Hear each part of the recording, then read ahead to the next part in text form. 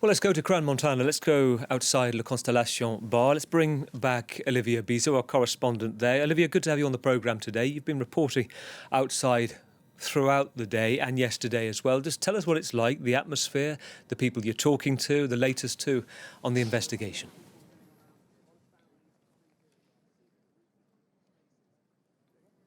Hi, Gavin.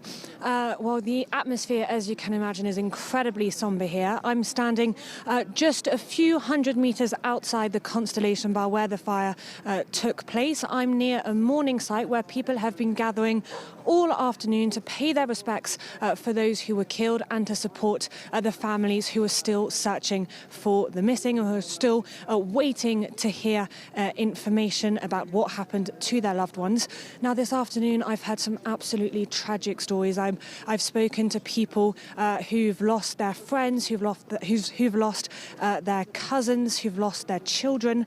A lot of people are waiting to hear about the whereabouts of their loved ones and to find out whether they are dead or alive. Authorities have said it could take weeks before they have accurate information about the identities and nationalities of all of the victims. It's incredibly difficult to identify a lot of them because of the severity of the burns. Now, when it comes to the investigation about the cause of this incident, authorities have said that the investigation is still ongoing and that they can't confirm the exact cause of the fire. But a lot of images have been circulating online, which show sparklers on top of champagne bottles that are believed to have hit the wooden ceiling. Now, I've spoken to people here as well who talked about the horror which they witnessed with their very own eyes of people being burned outside the bar when it happened. So there was definitely some horrific experiences of people outside the Constellation Bar and in town today. Well, you spoke to, as you mentioned, Olivia, you spoke to a number of those who managed to get out, who survived. Let's have a listen to some of their accounts. Bear in mind they are graphic of those inside. Let's take a listen. I saw this wall of fire and smoke and a big smell of gas, so it was hard to breathe, especially inside of the club. And I saw all the people on the ground screaming with part of their body missing, being burned. So mothers screaming, people screaming for the pain. It was the hardest part, is hearing the people screaming was the hardest part, for sure. We saw a lot of people with burned skins, with the clothes on their bodies, so it's a very strong view, a very horrible view.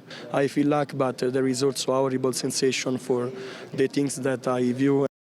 Olivia, two thoughts. Most people seem to be saying, those you speak to, and I wonder if this is quite common for every conversation you've had with those inside, that the way it started was the way that we're hearing eyewitnesses describe it. It was candles or sparklers in the bottles on the ceiling while we wait for the investigation as well. And also just information coming through in the past hour or so of a number of eyewitness reports of how heroic some people's actions were in trying to get other people out first. Tell me about that.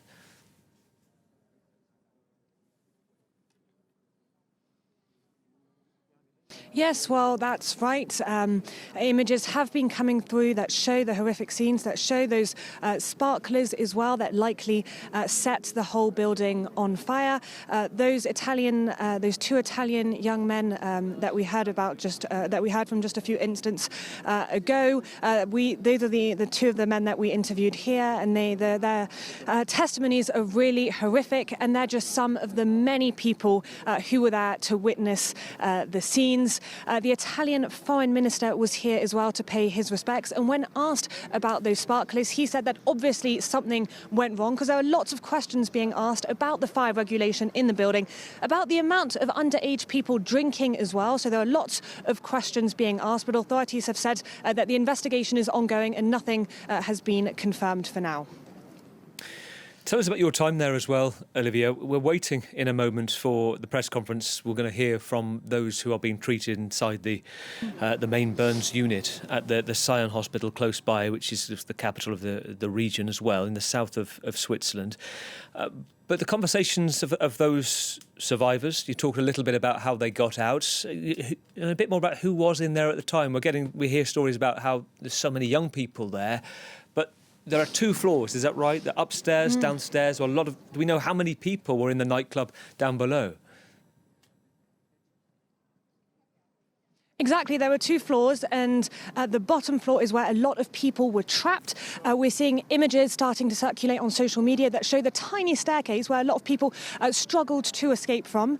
And there were, as you say, lots of young people. It's believed that most of the victims were between the ages of 16 and 25. It's one of the most popular party spots in the area, the Constellation Bar, where the incident took place. So definitely a lot of young people who were there. There were also lots of nationalities. Now, it's important to bear in mind that this resort is an incredibly international resort. People from around the world have been coming here for years. It's believed that there were lots of French people who were there, Italians, as I mentioned. 19 Italians are believed to have been involved in the incident. There were also some Brits who are believed to have been involved as well, but again, it's still too early to be able to confirm the exact nationalities and identities of those who were at the bar, but it is believed that hundreds of people were there when the incident took place.